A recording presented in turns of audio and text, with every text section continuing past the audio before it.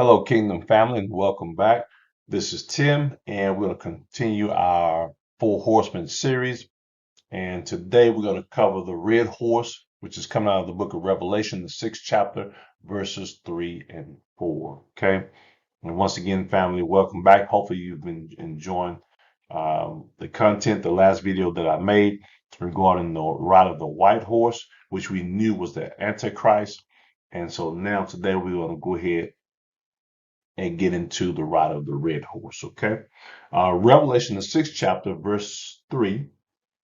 And when he had opened the second seal, I heard the second beast say, "Come and see." Verse 4.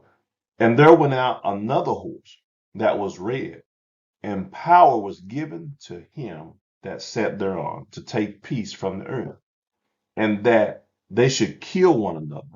And there was given unto him a great sword. Amen. Okay. And so, after reading that, we're going to reveal the rider of the red horse. Okay. We're going to also visit Matthew, the 24th chapter, verses 7 and 8. But before we do, we want to go ahead and discuss who do we believe the rider of the red horse is. Now, scholars and theologians alike agree that represents a nation, and they have said that they believe that the nation is Russia, okay, which is kind of funny because of the things that's going on in the world right now. We know about a year or so ago, Russia has been at war with Ukraine and also has made a pact with China. They've kind of joined together, kind of joined forces, if you will.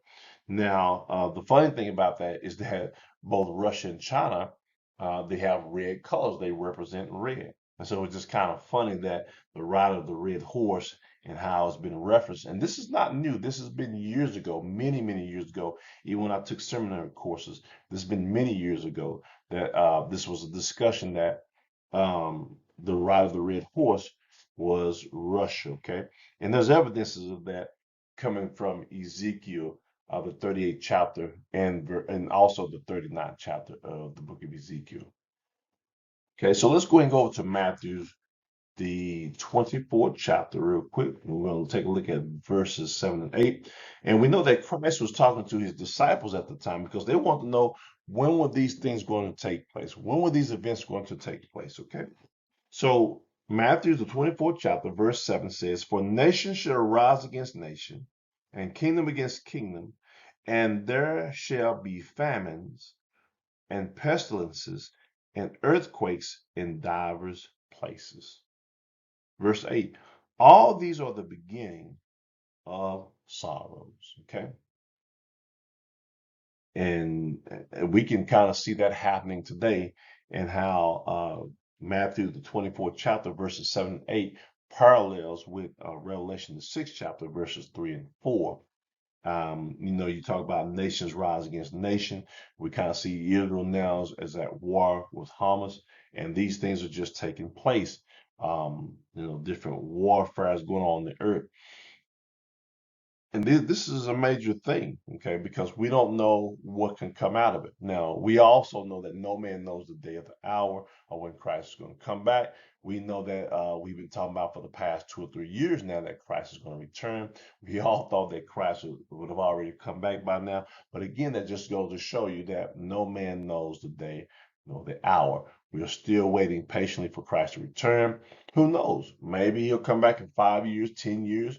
Maybe not even in our lifetime, okay? But we are still to fight the good fight.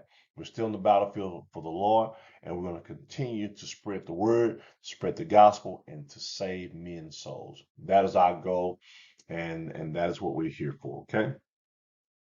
So, in thinking about this red horse, okay, some would relate nuclear warfare. We don't know. Okay, we do believe at some point in the book of Revelation that's going to take place. However, it may not take place right after the Antichrist is on the earth, because we know that he's going to come with what? Diplomacy. He's going to come in basically, he's going to be diplomatic. He's going to talk to the nations, and he's going to try to what? He's going to try to bring about a peace, which we know is a false peace from Daniel, the 9th chapter, verse 27. when we talk about the peace that's going to be that the red horse is going to take from earth. That's going to be a little later on. Okay, not at the very beginning of the tribulation. We don't believe.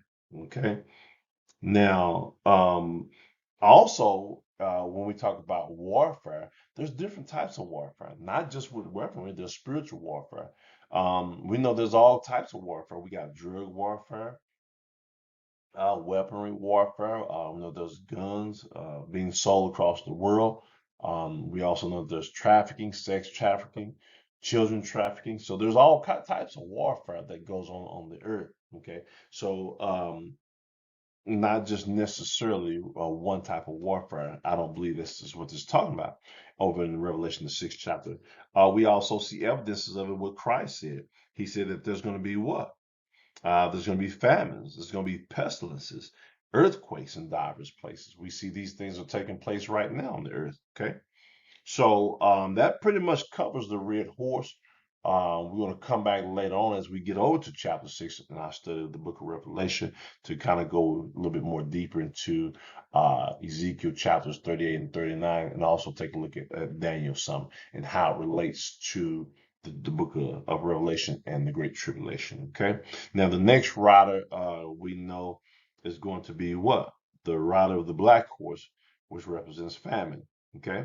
And then after that, the fourth horse, the rider of that horse, behold, a pale horse, is going to be death. The rider is death. So we're going to also cover that in our next video. And then we're going to get into our study of the book of Revelation. And then we're going to go over into the seven churches, and we're just going to keep going on, and we're going to break down the book of Revelation. We want to study because we want people to understand what God's word says. It is important. There's no need for us to fear Revelation because, as for us as the saints of God, we have no reason to fear Revelation because why? We won't be here. Christ is going to come back and get the church, we believe, before the tribulation kicks off. There's evidences of that in the book of Revelation and other scriptures that I'm going to share with you. Okay. So, family, if you've enjoyed this content, please like, share, and subscribe. Share with family and friends. And we will be back in the next video. And we're going to talk about the rider of the black horse, which is going to be famine. Okay. So, family, again, thank you for tuning in. And hopefully, you'll be listening in the next video.